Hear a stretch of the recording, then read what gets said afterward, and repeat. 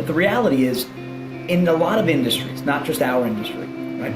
I feel that service is dead, right? You walk into an office, whether it's a doctor's office or anywhere you go these days, I mean, forget about being greeted with a smile, right? It's a lot if whomever greets you looks up at you, right? Let alone giving you a gracious greeting. And so that's where it starts for us. I'm Garrett Layell. Welcome to the Advisor Advocates Podcast, bringing the latest industry trends and best practices from leaders of the top firms in the financial services industry. Welcome back to the Advisor Advocates Podcast. Garrett Layell here as always, and excited to introduce another new contributing partner firm, James Costabile with ICG Next. You guys are in Wall Township, New Jersey. I'll be totally honest with you, I'd never heard of that until I met you. Excited to meet you there, and thanks for coming on. I've really, for the audience and viewers and listeners, wherever you're enjoying this wonderful production. James and we met 3 or 4 months ago. We've been having conversations back and forth for quite a while, and I've really enjoyed getting to know you, James. We started a new podcast for your firm called the What's Next podcast. It's just about to go live on the Wealth Partners Network very soon, but have just really enjoyed getting to know you and your team. This is one of these really funny ironies, I guess. I want to compliment you on how humble you are, but I've also found humble people don't like to be complimented about how humble they are. It's kind of contradictory in its nature, but just have enjoyed getting to know you guys. So excited to be partnering with you on this. Same here. Thanks, Garrett. Appreciate it. So you have a really cool name, first of all, ICG Next. It's got a very modern feel to it, a very modern, sleek website, icgnext.com. If for advisors out there, I encourage you to check out the website. It looks very sleek, really cool logo. I love the logo. What's the backstory of ICG? How did you guys come to be? How did you come to exist? And what's your story? Yeah, I mean, listen, the firm goes back decades and decades in some fashion or another. It really erupted from, the three partners were individual practitioners in our own right, over a period of 20 or 30 years, and built our practices one client at a time. And I'd say somewhere in the early 2000s, we created Intellectual Capital Group, which was really kind of the image of the company prior to ICG Next. And we made a departure from Ameriprise, which we were with them for many, many years, made a departure from them in 2019, and we kind of went on a quest to rebrand, and we started to think about, what was next for us as advisors. And, then as we thought a little bit further, and we had some really, great marketing folks that had helped us, we said, wow, a lot of what we do is centered around what's next for our clients, right, in their retirement or what have you. And, part of the growth of the firm, or part of what we were looking to do with the firm is, what is next for advisors. And so, from that stemmed ICG Next, the logo and kind of the new branding that we went live with. So yeah, we're very happy with it, and I think it, more so than being happy with it, it's truly reflective of what our team is doing on a day-to-day basis, whether that's for our clients or for our team members, is really kind of looking at what's next and how do you map a plan forward to get there. You just kind of asked your next question for yourself there. That's an interesting skill to have, to be able to ask your own question. But I didn't even know I did. From an industry, yeah, you didn't. Surprised. The industry has changed so much in the last 20 years, 30 years, 10 years, 5 years. You can take any time frame really, more than 5 years, and we can talk about that. Technology's reshaped a lot of the ways that advisors do things. The fiduciary standard, the rise of the fiduciary standard has changed things a lot. I did an episode on this one time that just technology itself has made it so much easier for advisors to go independent. Advisors are often surprised at how, I hate to say cheap, but that is the correct word, how cheap it is to have your own independent practice nowadays, as opposed to what it might have been 20 years ago. Yeah. So all that to say, I love one of my unique abilities. I don't even want to call it a talent, but one of the things I'm good at is saying a whole lot and not asking a question. But you can still find a question in there somewhere, right? But what is next for advisors? I mean, based on where the industry is right now, where do you see what's next for advisors in the next 5 years, 10 years? The question takes me back to where we were in 2016 and 2017. in our careers, right? Again, we were individual practitioners. Two of us had done some stints in leadership and management and just kind of recognized maybe it wasn't where we wanted to be, although we spent a number of years there. So private practices, were kind of booming. Things were good. We saw from a client perspective, we saw the breadth of service that clients wanted getting bigger and bigger, right? Clients want more. They want, more comprehensive discussions. They want more holistic planning. So that's kind of what we were seeing, at least on our end. And we were doing that, right? And we feel like we were doing that fairly well. And so what we recognized, and certainly we're not the only ones that recognize this. I mean, I think the industry was recognizing the evolution in the 2015, 2016 is where I think it really started to erupt of, what are advisors doing? What are their plans going to be? And so we started on this kind of inorganic growth quest, right? So we made a decision together as we kind of birthed ICG Next that we were going to continue down our organic growth of serving our clients exceptionally well, but we were now going to start to kind of put ourselves out there and really start to look at, I would say, 3 categories of advisors that we thought may want to consider, our team, and that was early and mid-career. So we felt that, hey, as advisors are aging, there needs to be talent on the bench, so to speak, that needs to be recruited and trained and developed in order to kind of provide the advice of the future, not only for the existing baby boomer clients, but for those multi-generational kids and grandkids that are going to inherit the wealth in the wealth transfer. So we started on this kind of journey, and what we felt is that advisors were looking for infrastructure. They were looking for, a place to grow their practice. And so we started on that journey there. The other thing that we recognized is that there was another category of advisors that were thinking about what was next for them. And these were folks that were towards the back end of their career, right? And I think what, research had shown or even experience had shown is that, the concept of passing your book on to the next generation or selling your book was just not quite as easy as it was said, right? There's just kind of a long process and very difficult to find those right folks.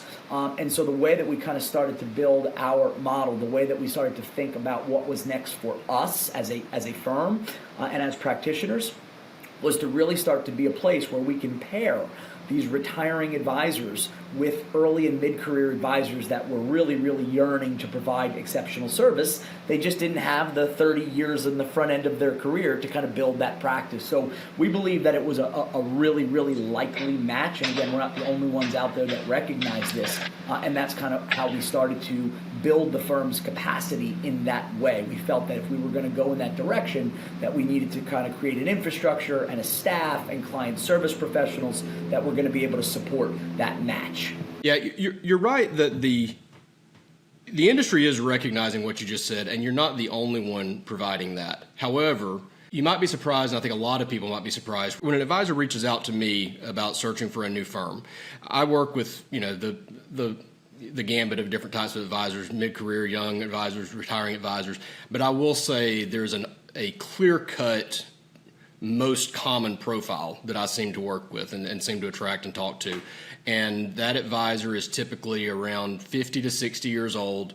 They are not quite ready to leave, but they definitely do not plan on ever moving again after this next move. They're looking for their forever home, so to speak. So for that reason, even though they might be 15 years away from retirement, a question that I get, if I were to send a survey out to the industry of what do you think the most commonly asked questions are from potential advisors switching firms that I would get as a recruiter, a lot of them you would expect and wouldn't be surprises. But I bet one that would surprise some people that's in my top 5 questions is, what does this firm that I'm considering joining do for succession? What is their plan on the back end?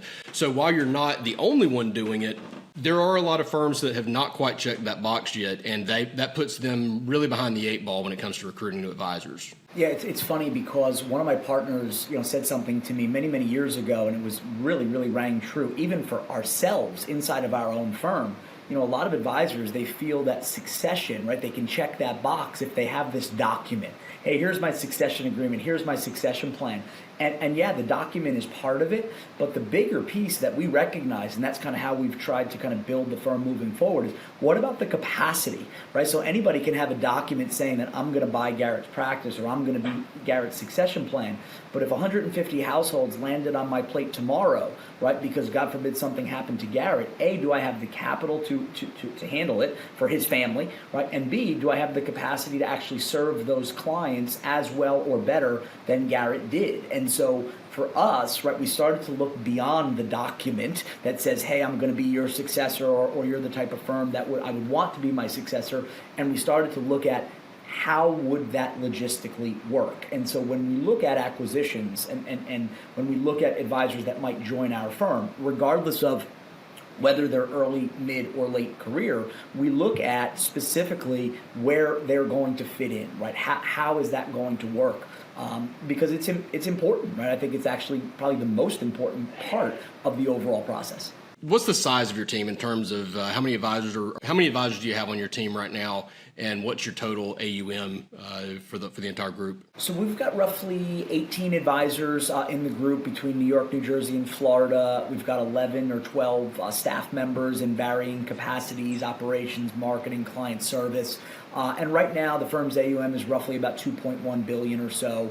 And a lot of that is recent. You know, I mean, we made our move to LPL in 2019 with growth on our mind, and we were well under $1 billion in AUM when we made that move, and it was inorganic growth that we had our eye on, and we spoke with and interviewed with a lot of different partners when we felt that Ameriprise was a great place for us to have grown our practice, but we just did not think that it was the right place for us to the next 10 years, if you will. And LPL has been a wonderful partner to us. But right now, the firm sits there, and we're fairly strategic on our growth. Right, we believe that we need to find people that join our firm that it sounds cliche to say this, right, but that demonstrate our values, right? So we're born and bred holistic financial planners. That's who we are, and so we aim towards those types of professionals that believe in kind of that holistic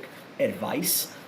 We are very, very much geared towards the advisory world. We believe that offers, the most flexible platform oftentimes for clients to invest. So we look for certain characteristics that advisors may have or that they may possess, when we're looking at that strategic growth initiatives. And are your advisors independent contractors, 1099s, or do they come in as W-2 employees of your firm? Independent contractors. Yeah, I mean, we believe in giving advisors, right? Number one, we're fully independent, right? So we believe in the independent model. We believe that advisors should maintain full equity in their practice and that they shouldn't be held hostage at a firm or a broker-dealer, that they should be able to come and go freely. As much as I don't like to say that, the reality is if we're not offering a value proposition, then an advisor should be free to go where they want to go to get that, and I firmly believe that. We have a very, very high retention rate because we do believe that we listen and try to continue to build out the infrastructure and the support so that they're encouraged and motivated to stay with us and grow together with us. The reality is, we are on an independent platform and 1099 model. It's what we believe in. We want to give them the flexibility to run their practice their way and do so with the support and that they need from us. Yeah, it's funny that the beautiful grace of free will, I suppose, is the way I would describe it. But when you hold a gun to someone's head and say you have to stay here, your retention rate ends up being a lot lower sometimes than when you give the advisor the free will to say, hey, look, open door.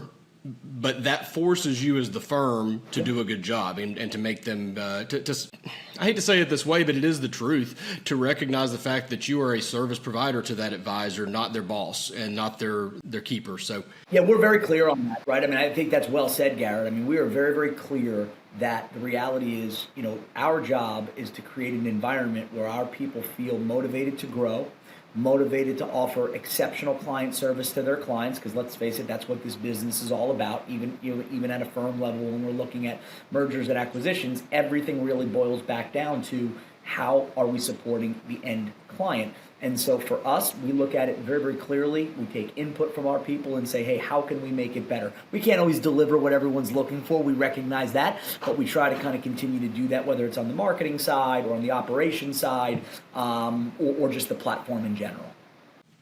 Yeah, and it's some of the firms that I've come across. I mean, I graduated up through the ranks of the advisor world the exact stereotypical way, right? I started in a W-2 environment, literally broke out. I remember cleaning out my office on a Sunday night, so that I would be able to get everything that I needed before I dropped the hammer the next day. And then I went 1099, and then I eventually left and started my own RIA, and then I eventually sold it. But that's sort of so once I was out of the industry as an advisor and started to talk to firms from the recruiting side, whenever someone would come to me and say, we offer a W-2 model with no non-compete, I was like, do what? How can you do an employee-based model and let them own their book of business? Or if they would come to me and say, hey, we don't offer these big, 100% of GDC upfront signing bonuses with a 10-year forgivable, whatever, but we do offer a 25% upfront cash bonus that's yours to keep. I was just like, I didn't know those things existed. How do you keep your advisors around if you don't have them handcuffed? But the reality is those firms, they recognize that we have to do a good job or our advisors are free to go. And you're right, the retention ends up being much, much higher for those firms, and the satisfaction rate, I suppose, of advisors reflects that. Yeah, I mean, the one thing that I've learned over the past, one of the biggest things I think I've learned in the recruiting and the M&A space since we landed here at LPL is there are very, very much degrees of independence, right? And I never realized that, right? I mean, there are firms in the independent space, certainly to remain nameless, that, put themselves out there as independent and that their advisors are independent. But when you really start to look at, the portability of that book or the advisor's ability to solicit if they choose to leave, you quickly start to realize that their definition, that firm's definition of independence is not quite what you would actually think. And so, 100%. When I speak to advisors who may or may not join our firm, kind of conversational, I always encourage them to look at that really, really closely, because for us, listen, we all have hopes and dreams of continuing to build and something that's valuable and something that, kind of lives and breathes without us into the future. And I think recognizing that you have that truest degree of independence, however we might define that, is just really, really critical. Because, listen, you've done it, I've done it. The relationships that we build with our clients, they're difficult, right? Very, very difficult to build that trust and that bond over time. And for those of us in the industry that take that really seriously, I don't think that there should be a broker-dealer that can ever put that at risk or in question. And I think that is another big evolution in the industry. And again, that's not to slight the wirehouses or W-2 models or anything like that. It's not my place to do that. But my opinion and kind of what I've seen over the past 6-7 years is that is something that advisors are very, very much on their radar right now. Yeah, and it's something that I don't want to rub anybody the wrong way either, but I tend to speak my mind, I suppose, and if that rubs people the wrong way, they can get over it. Yeah. But it's the whole industry's this way in any way you want to frame it, I suppose. But when I would talk to firms, as in the recruiting side, I mean, I've probably talked to, probably 50 to 100 firms, maybe more than that, honestly, at some point or another, and gotten to hear their value proposition. And it's fascinating to me how biased most firms' opinions are themselves, and most firms. It's so funny. If you send a survey out, 95% of firms would claim that they have industry-leading payouts, which is definitionally impossible, right? So it's just hilarious to me. But I say that to say, I don't know how many firms there are out there, 15, 20,000 different firms that advisors can join in some way or another. Honest to goodness, I think 90% of them are commoditized. Well, I think 30% of them are junk. And you should run from them like the plague.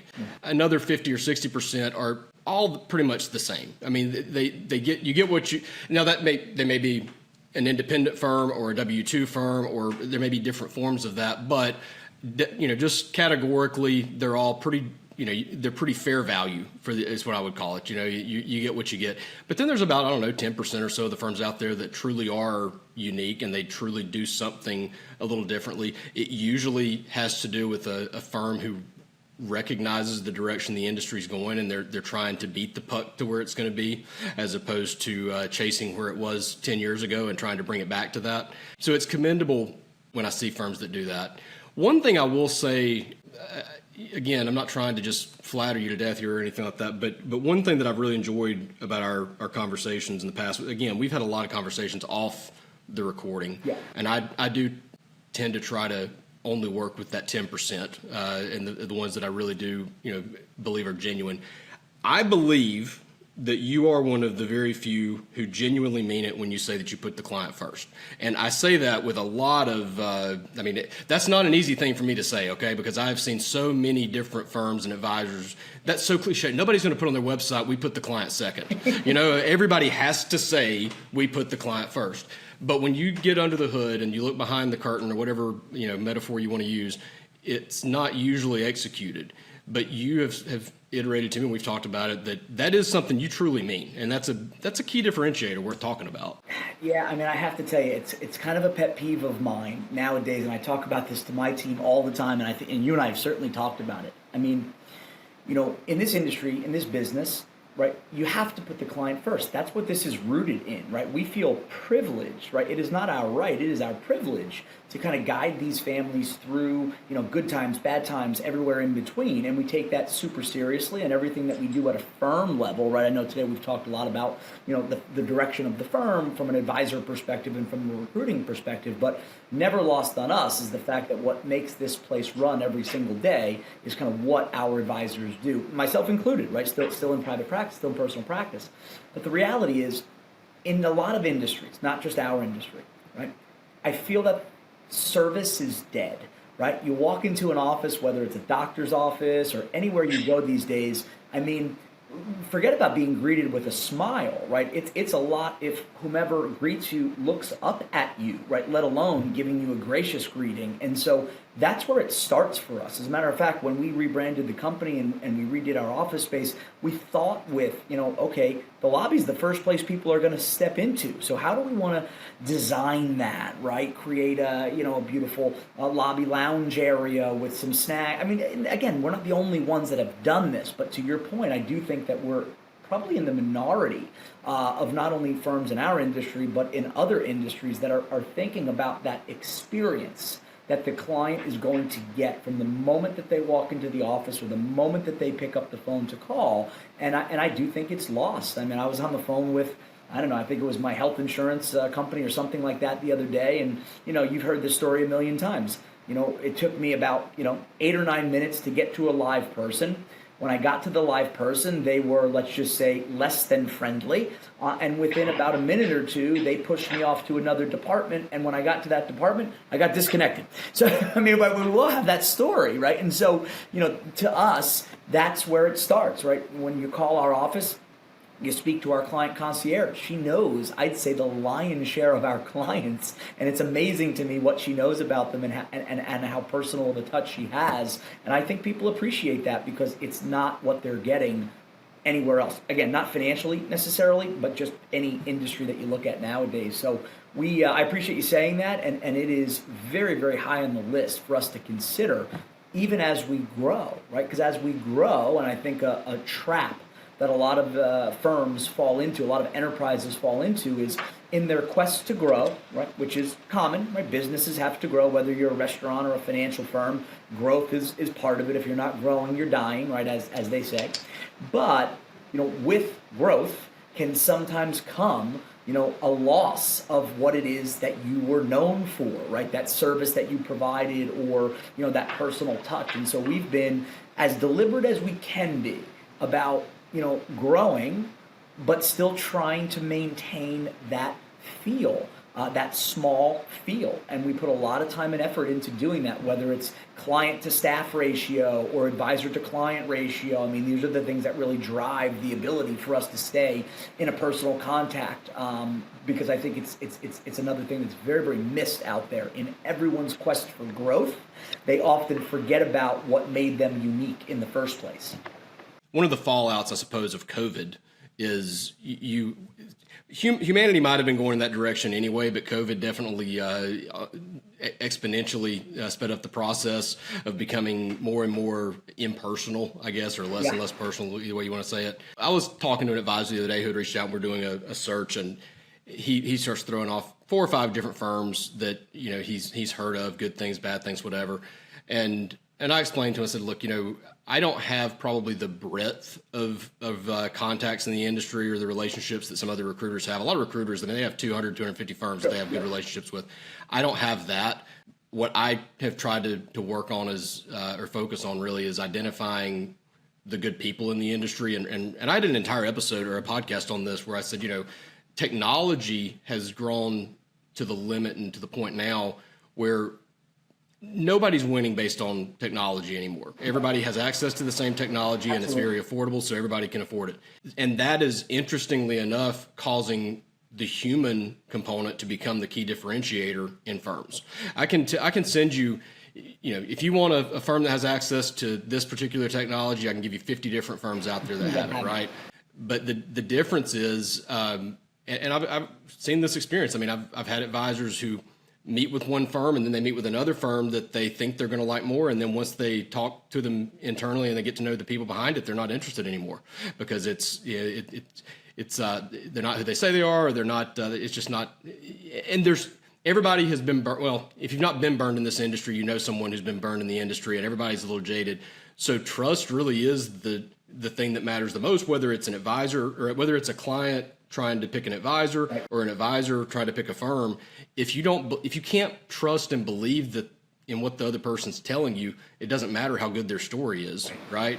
So, you know, I commend you and your group for the work you're doing there and for being genuine and being a part of that 10%. Not a lot aren't, so it's good to find that there are a few good ones out there. I can't tell you how many times I've almost thrown my hands up and given up in this racket because it's like, man, I can't trust anybody. But there are still a few out there that you can. Yeah, I mean, it's interesting, right? If you look at and I don't know the specifics on this, but I can see the trends of what's happening. There's a lot of advisors on the move, right? Well, happy advisors don't move, right? That's the reality, right? They stay where they are because they're delivering to their clients what they want, what they need to deliver to make them happy and give good service. And, you know, their broker-dealer partner or their advisory firm partner is giving them what they need. The advisors that are on the move, right, from what I've heard or from what I've seen and my own experiences, you know, a lot of the, I guess I could sum it up with, you know, promises made but not kept. Right, so I joined a broker-dealer, or I joined an OSJ, or I joined an advisory team, and of course, to your point, you know, it's kind of like what you said earlier about, you know, no website's going to say I put clients second. So in this example, talking about advisors, you know, every OSJ, every broker-dealer, every advisory firm tells advisors how much they're going to deliver to them, how wonderful the experience is going to be, how different it's going to be from where they are, and in many instances, what we're hearing from a lot of advisors is that, you know, it's not the case, right? I get to where I'm going and it's a lot of the same, or it's a lot of, again, promises made and not kept. So once again, you know, we're not perfect, right? We have a lot to learn. We have a lot that we're doing. Our ongoing list of what we're working on for our firm and for our team is a mile long in how we can get better over time. But we're also very, very careful about making promises to advisors that we can't keep, right? I can't guarantee them client acquisition. I can't guarantee them production doubling or anything like that. But what I can provide them, and, you know, we demonstrate this is kind of what we can offer and this is how we offer it.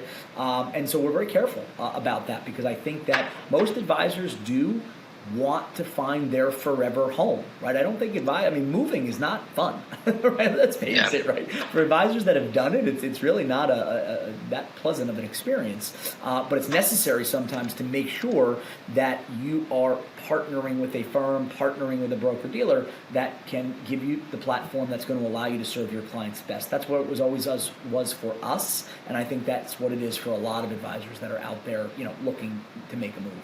So before we kind of wrap up here, tell me a little bit about the archetype, if you will, of the types of advisors that seem to be the best fit to join your firm. I mean, is it, aside obviously from the client-centric focus that seems to be a firm-wide culture, things like, do you like advisors that are managing their own portfolios, or do you tend to work best with those who sort of outsource portfolio management or don't, think of themselves as stock pickers or fund pickers? Planning focus I know is a big part of your firm, but, just describe in your own words, any way you'd like to do it, but what are the advisors that seem to be the best fit? How would you describe them? Yeah, I mean, I think the advisors that fit our culture and our environment the best are those advisors, to your point, right, that are very client-centric, that believe in high frequency of contact and really just kind of staying involved with their clients so that they can guide them, down any direction on any topic that they might be dealing with at that time, no matter how big or how small that topic may be. We do have a tendency to place less of a focus on, day trading or individual stock picking, things along those lines. We believe that,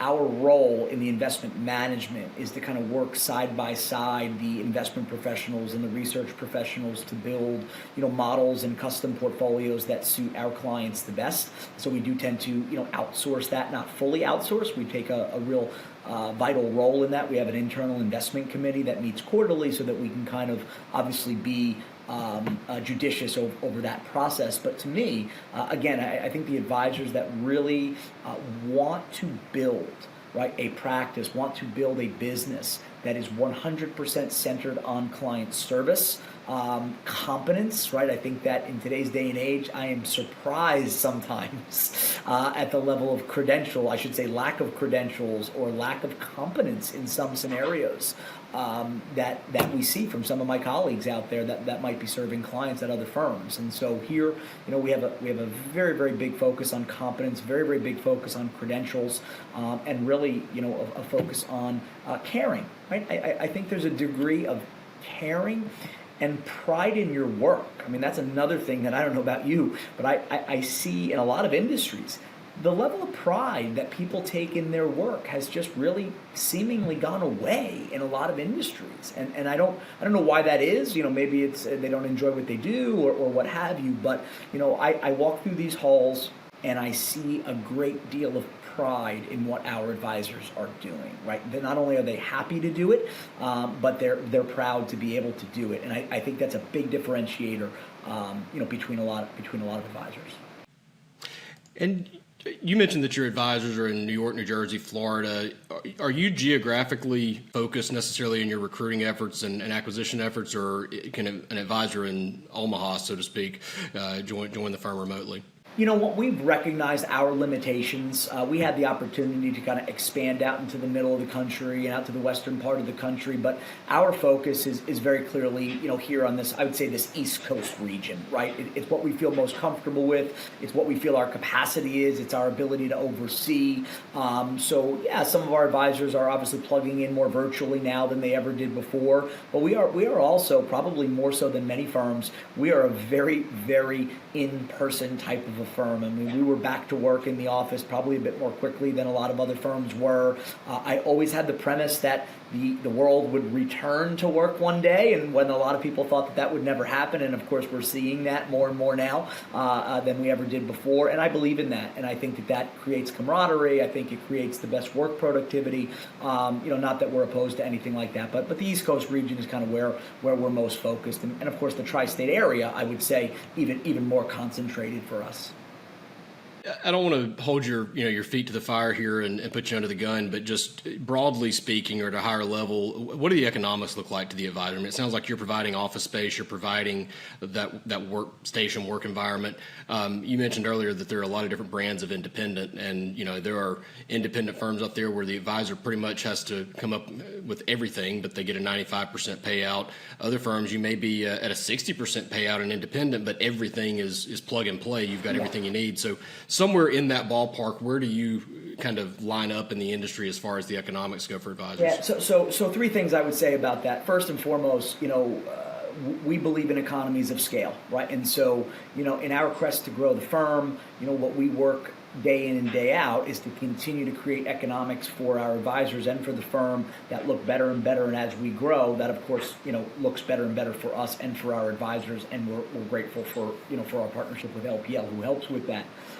As far as association with our firm, we actually found it interesting or important to offer both models, right? So we're kind of agnostic to how our advisors join. So there are some advisors that might want to have more of an affiliation with us. So essentially, hey, I'm looking to really kind of max out on a payout perspective, but we'll handle all of our own expenses, et cetera, et cetera. And we're completely fine with that, right? And then there are other advisors that say, something, I'm willing to kind of trade some degree of payout if you would handle all of these other incidentals for us, whether that's office space, technology, copier, reception, all of that stuff. So, when we were kind of architecting the new firm and embarking on this new organic growth, we felt, listen, I don't want to say, I don't want to sound blunt, but it doesn't matter to us, right? Whatever affiliation model makes the most sense for the advisor, we can get behind. I will tell you, I am seeing a trend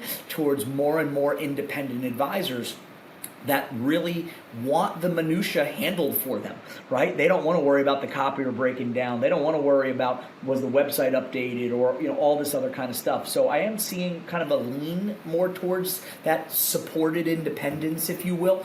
But offering both models we thought was important, so that advisors can really choose the path that they felt most comfortable with. Good stuff, James. Well, really appreciate your time. Excited to have you on here. And again, this isn't a one-time thing, so I look forward to having you guys back on. You're welcome to come back on, or someone else from your team, but look forward to having more conversations with you and your team about ICG. I love what you guys are doing there. And for advisors, if you listen to the show, if you're interested in meeting with James or having a conversation with me about potentially joining ICG, would love to have a conversation with you wherever you're at, whether you're watching on YouTube, listening, watching on the website. My contact information, calendar link, everything is in the description on a screen near you. So just look down and you'll find my contact information. Feel free to shoot me an email, Garrett at theadvisoradvocates.com. Give me a call, text me, 919-561-2436. James, feel free to share your contact information as well. If advisors want to reach out directly to you, that's totally fine with me if it's okay with you. But if I certainly want to give advisors a chance to find you if they're interested in talking. Yeah, listen, we're always happy to chat with colleagues in the industry. www.icgnext.com is our website, and you're more than welcome to take a look. And if you're interested in talking, we'd be happy to chat with you. Awesome, my friend. Well, great to have you on here. Look forward to doing it again very, very soon. Enjoy the rest of your, so what's today? Wednesday. Enjoy the rest of your Wednesday, and we'll talk again really soon. Thanks a lot. Garrett, thanks so much. See ya. Thank you for watching. Thank you for listening, whichever the case may be. I'd love for you to become a regular on the show, so please like, subscribe, share, follow, whatever the platform of your choosing may call it. If you're an advisor and you have questions on the topic from today's show or any other shows that you may have watched, I'd love to chat with you.